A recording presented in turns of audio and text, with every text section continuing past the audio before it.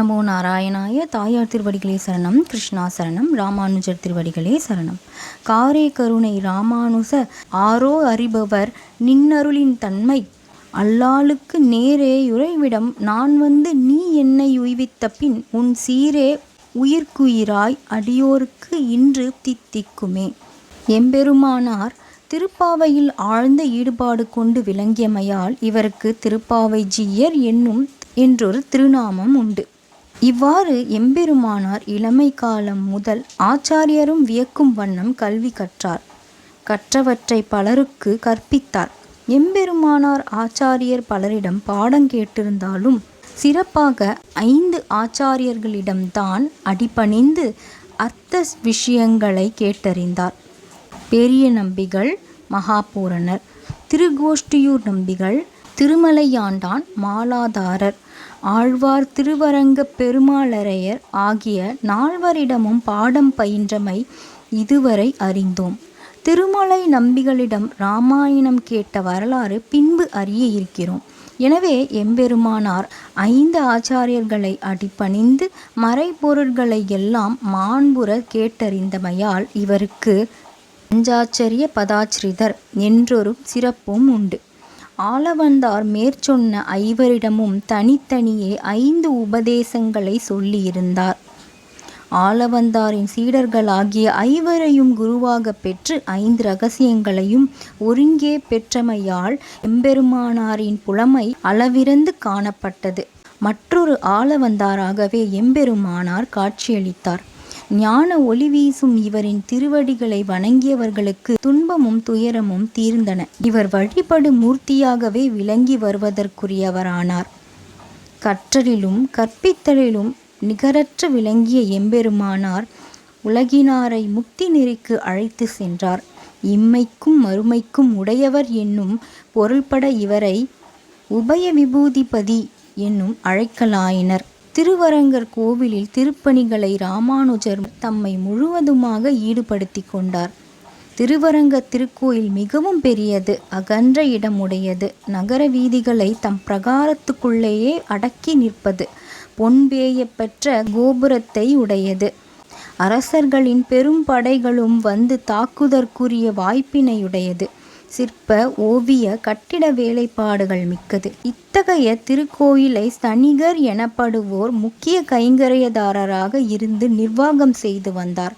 ஆனால் திருவரங்கனின் திருவருள் நியமத்தால் வழிபாடு விழா என பல்வகையிலும் ராமானுஜரே நிர்வாக அதிகாரியாக இருந்து திருப்பணிகளை செய்து வந்தார். இதனால் ஸ்தனிகராக இருந்து வந்தவரின் தலைமையும் நாளடைவில் குறைந்து போயிற்று. இதனால் ஸ்தனிகருக்கும் ராமானுஜரிடம் பகைமை உணர்வு தோன்றி வளர ஆரம்பித்தது. ராமானுஜர் இருக்கும் வரை தனக்கு பொறுப்பும் புகழும் நிலைக்காது என அறிந்த ஸ்தனிகர் இவரை நஞ்சு கலந்து உணவிட்டு கொள்ள துணிந்து விட்டார். உடையவர் பிக்ஷை ஏற்று உண்பது வழக்கம். 7 வீடுகளில் தினசரி அன்ன பிக்ஷை ஏற்பார். 7 வீடுகளுள் ஒரு வீட்டு சொந்தக்காரருக்கு பொருளை காட்டி ஸ்தனிகர் அன்வயப்படுத்தினார். அவ்வீட்டு சொந்தக்காரர் தன் மனைவியிடம் தன் திட்டத்தை கூறினான். ஆனால் வீட்டுக்காரியோ பாதக செயலை செய்ய இசையவில்லை. வீட்டுக்காரரின் தொல்லை தாழாமல் இசைவதாக கூறி தந்திரமாக செயலை மேற்கொண்டாள். வழக்கமாக உடையவரின் பாத்திரத்தில் தான் அந்த பெண்மணி அன்னமிடுவது வழக்கம். ஆனால் அன்று வழக்கத்திற்கு மாறாக அன்ன பாத்திரத்தை உடையவரின் பக்கத்தில் வைத்துவிட்டு பணிவுடன் அவருடைய திருப்பாத கமலங்களில் விழுந்து வணங்கினாள். அறிவாற்றல் மிக்க உடையவர் அந்த பெண்மணியின் மனக்கருத்தை உணர்ந்து கொண்டார். அந்த அன்னத்தில் நஞ்சு கலந்திருக்க வேண்டும் என்று ஊகித்தார். அந்த அன்னத்தை தன் பாத்திரத்தில் ஏற்றுக்கொண்டு நேரே காவிரி சென்று அந்த பிக்ஷை அன்னத்தை ஆற்றில் கொட்டிவிட்டு அன்று முழுவதும் பட்டினியாகவே இருந்தார். கோவில் ஸ்தனிகர் தன் மனைவி மூலம் உடையவரை கொல்ல சதி புரிந்த செய்தி திருக்கோட்டியூர் நம்பிகளே எட்டியது. இதை கேட்டு நம்பிகள் திருவரங்கம் நோக்கி விரைந்தார். நம்பிகள் வருகையை கேட்டறிந்த உடையவர் அவரை எதிர்கொண்டழைக்க காவிரி கரையை அடைந்தார். அப்பொழுது உச்சி வெயில் நேரம். எனவே ஆற்று மணல் கொதிப்பாக இருந்தது. திருக்கோட்டியூர் நம்பிகளை கண்ட உடையவர் கொதிக்கும் ஆற்று மணல் என்று பாராமல் அப்படியே அவர் காலில் விழுந்து வணங்கினார். அம்மணலில் சாஷ்டாங்கமாக விழுந்து எழுந்திருக்காமல் அப்படியே கிடந்தார். கிடாம்பியாச்சான் என்பவர் இதனை கண்டு மனங்குதித்தார். திருக்கோஷ்டியூர் நம்பிகளை வெகுவாக கடிந்து கொண்டார். குருவென்று கருதி திருவடிகளில் விழுந்து கிடக்கும் உடையவரை எழுந்திருக்க சொல்ல மனம் ஏன் கல்லாகி போனது? இதுதான் குரு சிஷ்யர் உறவின் அழகோ என்று கூறியவாறே கிடாம்பியாச்சான் ஆற்று மணலில் விழுந்தார். உடையவரை தம்மேல் கிடத்தி கொண்டார். வெகுநேரம் அமைதியாக இருந்த திருக்கோஷ்டியூர் நம்பிகள் இப்போது பேச ஆரம்பித்தார். உம்மை போன்று உடையவரிடம் உண்மையான அன்பு செலுத்துபவரைத்தான் தேடிக்கொண்டிருந்தேன். இப்பொழுது உம்மை கண்டு கொண்டேன் என்று உள்ளங்குளிர பேசினார். உடையவரை தூக்கி எடுத்து தம் மார்போடு அணைத்து கொண்டு ஆனந்த கண்ணீர் சொரிந்தார். உடையவரே, இன்று முதல் பிக்ஷைக்கு செல்வதை தவிர்ப்பீராக. கிடாம்பியாச்சான் அளிக்கும் உணவை மட்டுமே உட்கொள்ள வேண்டும் என்று திருக்கோஷ்டியூர் நம்பிகள் அன்பு கட்டளையிட்டார். அதன்படியே கிடாம்பியாச்சான் சமைத்து அளிக்கும் உணவையே அன்று முதல் உடையவர் உண்டு வரலானார். தாம் உண்டு விஷமில்லை என்று அறிந்த பிறகே கிடாம்பியாச்சான் ராமானுஜரை பிக்ஷை கொள்ள செய்வார்.